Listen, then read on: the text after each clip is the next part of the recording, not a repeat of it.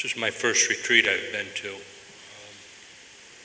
I didn't know what to expect, and I found a lot of kindness, a lot of love, a lot of caring, a lot of understanding. I've experienced suffering that few will ever experience. I've seen suffering, sadness very few will ever see and experience. Along with that, I've seen kindness, compassion, love, and support towards myself from all parts of the world that few will ever see or feel. And I've also felt the anger and the hatred that few will ever feel or have to deal with. My question is, what could we have done or different, or what could have happened different to prevent this? None of it's anything I ever wished for or wanted. The suffering or the compassion or the happiness or the love that came from that was unwarranted.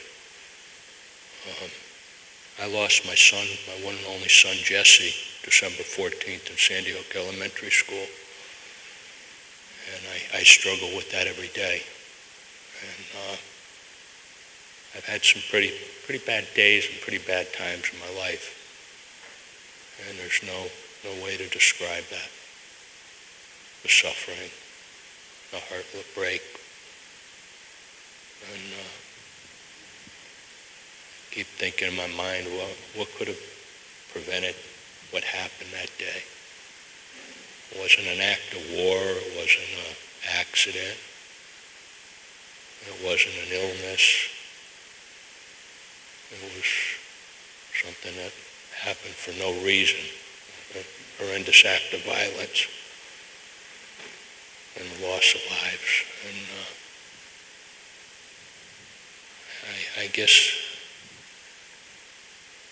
I'd like to, there's probably no answer, but my question is, what could have prevented what happened that day, and what could help prevent that in the future, and what changes could we all make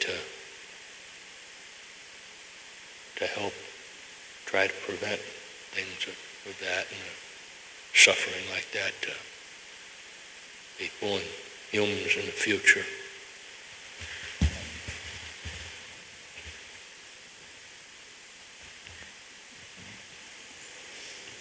Dear Thai, our friend lost a son at Sandy Hook School. Newtown. Yes, in Newtown, Connecticut.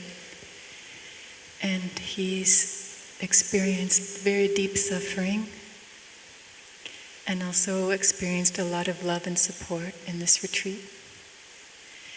And our friend is asking what could have prevented what happened at Sandy Hook School.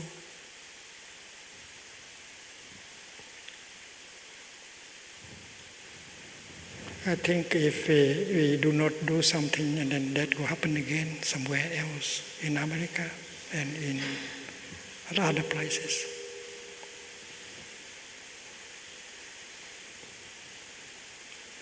There will be young men or women that will be bringing gun to the school and shit. We have to see now there are potential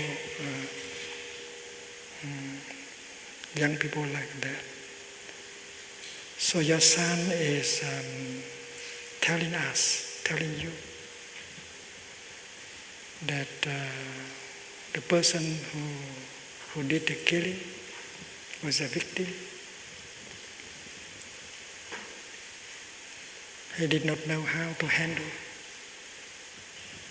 the suffering, the anger, the violence in him. His teacher, his father, his mother has not instructed him how to handle the energy of violence and anger in him. Sometimes he may be kind sweet, but sometimes else he's pushed by the energy of violence and anger and despair to do these kind of things. And when we look into a young person, we may see all these possibilities of being loving or of being violent. So your son is telling you and us that we should do something in order to prevent that to happen again. We should practice. We should know the way to handle the violence and the anger in us. And we should transmit that practice to the younger generation. And the purpose of retreats like this is exactly to do that. How to learn to be happy, how to learn how to be happy, learn how to handle suffering, violence, fear, anger in us. And that is why many of our monks and nuns and lay teachers are working with school teachers and parents in order to transmit that kind of skill, that kind of practice. And after having mastered that, they can transmit that to their children, their students in school. And please support us. And I think your son is telling you to support us in this kind of work. We have helped thousands of teachers, school teachers in India, in other countries as well, and also in America. Governor Brown of California, he allowed us to experiment that kind of transmission in two private schools in California, and we have many people who are ready to support us in that. You don't have to be a Buddhist in order to learn and to practice this. To learn how to handle fear, violence, despair in yourself, how to say things that can restore communication and reconcile. You don't need to embrace a religion in order to practice this.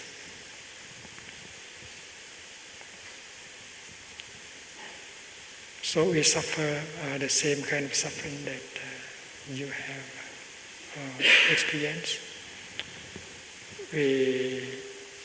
If the situation happens like that, we have to suffer. But there is a way to suffer. If we have some mindfulness and concentration and some insight, we will suffer, but we will suffer less. The period of suffering might be shortened. And after that, we can develop our understanding and compassion.